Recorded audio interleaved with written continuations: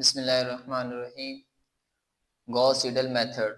Solve the following three linear equations by using Gauss-Seidel method up to 4 decimal places.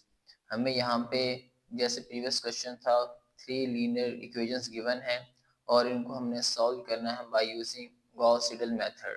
तो first of all हम ये चीज़ check करेंगे हमारे पास जो गिवन लीनियर इक्वेशंस हैं वो डायगोनली डोमिनेंट हैं या नहीं। तो हमारे पास वही मैट्रिक्स फॉर्म है कि इसको हमने मैट्रिक्स फॉर्म में लिखना है। जो डायगोनल्स के एलिमेंट्स हैं, डायगोनल्स की एंट्रीज हैं, हर एक मेरे पास इसकी एंट्री का सम एब्सोल्यूट वैल्यू ग्रेटर देन होनी चाहिए absolute value of 6 plus absolute value of 1। तो 27 greater than absolute value of 6 plus absolute value of -1। Solve करें, मेरे पास 6 प्लस 1 7, तो 27 ग्रेटर देन क्या है 7।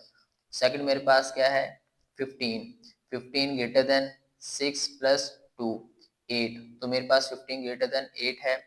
फिर मेरे पास 54 ग्रेटर देन होना चाहिए 1 प्लस 1 2, तो मीन्स कि मेरे पास 54 भी ग्रेटर देन क्या है 2। इसका मतलब ये है कि हमारे पास जो लीनियर इक्वेशंस हैं वो डायगोनली डोमिनेंट हैं। तो गिवन लीनियर इक्वेशंस हमारे पास क्या है डायगोनली डोमिनेंट है। तो यहाँ से हम x, y और z की वैल्यूज फाइंड करेंगे। तो अगर मेरे पास x वैल्यू फाइंड करनी हो तो मेरे पास 6y माइनस 6 उस तरफ लेके जाएंगे तो मेरे पास -6y प्लस z, और जो 27 था इसको आप डिवाइड कर दे तो करेंगे तो 1/27। ऐसे y को फाइंड करना हो तो 6 उधर जाके -6x माइनस 2z और डिवाइड करेंगे 15 से तो 1/15। z इज इक्वल टू मेरे पास क्या होगा 110 minus x minus y divided by 154। तो ये मेरे पास x, y और z होंगे। ऑन कैलकुलेटर अब जो मेरे पास x है उसको शो करेंगे capital X is equal to 1/27 into 85 minus 6। अब आपके पास जो y है वो किसके बराबर होगा b के, तो यहाँ आपने क्या लिखना है b प्लस z आपके पास किस बराबर है c, हम यहाँ z को क्या लेंगे कैपिटल C लेंगे। अब क्योंकि हमें इनिशियली ना z मेरे पास है ना ही मेरे पास y है तो मैं वही अब लेट करूंगा, मेरे पास ये दोनों क्या है जीरोज हैं, सेमीकोलन। आगे मेरे पास फंक्शन क्या है y is equal to 1/15 into 72 minus 6x। अब x आपने जो वैल्यू कैलकुलेट की होगी लाइक मेरे पास ये जो आंसर आया होगा अब वो मैंने यहाँ पे पुट करना है capital X minus 2z। z अभी मैंने कैलकुलेट नहीं किया तो z मेरे पास वो अगेन c ही रहेगा, सेमीकोलन z। अब z मेरे पास कैलकुलेटर के अंदर क्या है capital M is equal to 1/54 into 110। x आप ऑलरेडी कैलकुलेट कर चुके होंगे यहाँ से, तो यहाँ मेरे पास आएगा minus capital x minus y आप कैलकुलेट कर चुके होंगे तो माइनस कैपिटल y, और कैल का बटन प्रेस करेंगे तो हमारे पास ये फंक्शन सेव हो जाएगा और उसके बाद हम इन वैल्यूज को पुट करेंगे और इसकी वैल्यू फाइंड करेंगे। तो मेरे पास कैलकुलेटर को ऑन किया और अप टू 4 डेसिमल, तो इसको आप 4 तक फिक्स कर लें। 6 पे फिक्स है तो कितने नंबर फिक्स करना है आपने अप टू 4 डेसिमल। तो यहाँ पे वैल्यूज लिखें alpha x is equal to alpha calc 1/27 into 85 minus 6b, b मेरे पास क्या था y plus c, c means मेरे पास z होगा। अब क्योंकि मेरे पास इनिशियली कोई वैल्यू नहीं है तो ये मैं दोनों जीरो लूंगा। उसके बाद आपने semicolon y is equal to 1/15 into 72 .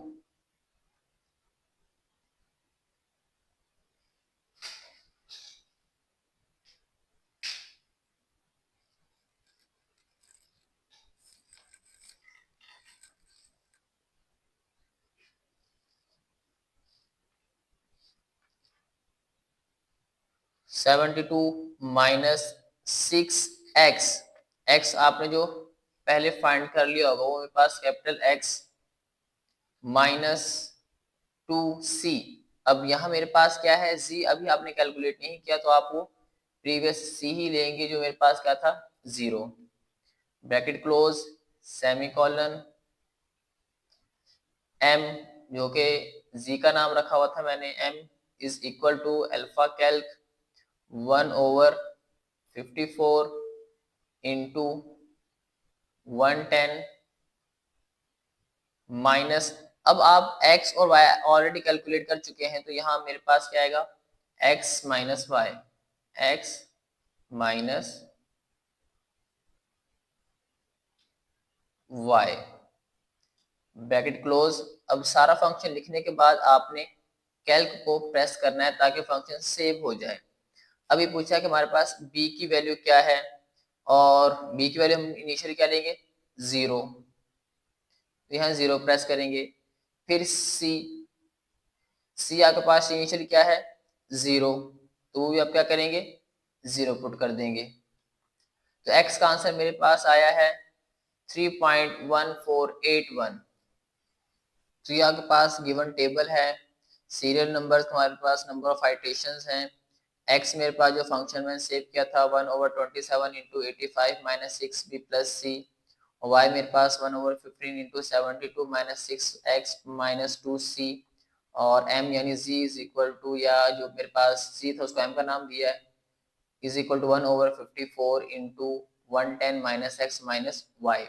तो जब मैंने x और y इनकी वैल्यू को 0 पुट किया था तो मेरे पास आंसर क्या आया 3, x का आंसर क्या है मेरे पास 3.1481। अगेन प्रेस करेंगे y का आंसर मेरे पास है 3.5407। अगेन प्रेस करेंगे मेरे पास m का आंसर यानी z का आंसर क्या आया है 1.9132। अब b मेरे पास क्या था y के मेरे पास a क्या था मेरे पास, सॉरी x था मेरे पास a, y था मेरे पास b, और z था मेरे पास c। तो b मेरे पास क्या था y, यहाँ पे आप चाहे ये वैल्यू पुट कर दे 3.5407, या आप डायरेक्ट अल्फा y असाइन कर दें। फिर c मेरे पास क्या था z, अब z मेरे पास क्या है m, तो आप डायरेक्ट अल्फा m असाइन कर सकते हैं, अल्फा m। तो x का आंसर मेरे पास क्या आएगा 2.4322। अगेन प्रेस करेंगे तो y is equal to 3.5720। Again press करेंगे तो m 1.9258। तो मेरे पास ये वाली 1 डेसिमल तक दोनों सेम है, ये अभी कोई भी मेरे पास सेम नहीं है। अगेन b मेरे पास क्या है y, यहाँ आप मेंशन कर सकते हैं कि मेरे पास ये b है और ये क्या होगा c होगा। तो b मेरे पास y है अल्फा y, इसको असाइन कर दिया। c मेरे पास क्या है m, अल्फा m असाइन कर दें, आपके पास x का आंसर आया है 2.4257। अगेन प्रेस करेंगे तो y is equal to 3.5729। Again press करेंगे तो मेरे पास क्या होगा 1.9260। तो यहाँ मेरे पास ये 1 डेसिमल तक सेम हो गया, ये मेरे पास 3 डेसिमल तक सेम हो गए, और ये मेरे पास 2 डेसिमल तक सेम हो गया।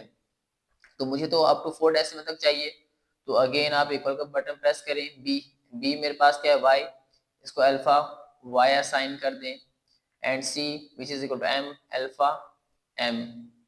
Now x is equal to 2.4255 and y is equal to 3.5730 and m is equal to 1.9260।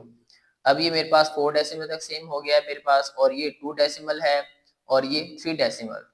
Again B हमारे पास क्या था, alpha y, alpha y assign करेंगे। सी मेरे पास अल्फा एम है, तो एक्स आपके पास आएगा 2.4255, 4255।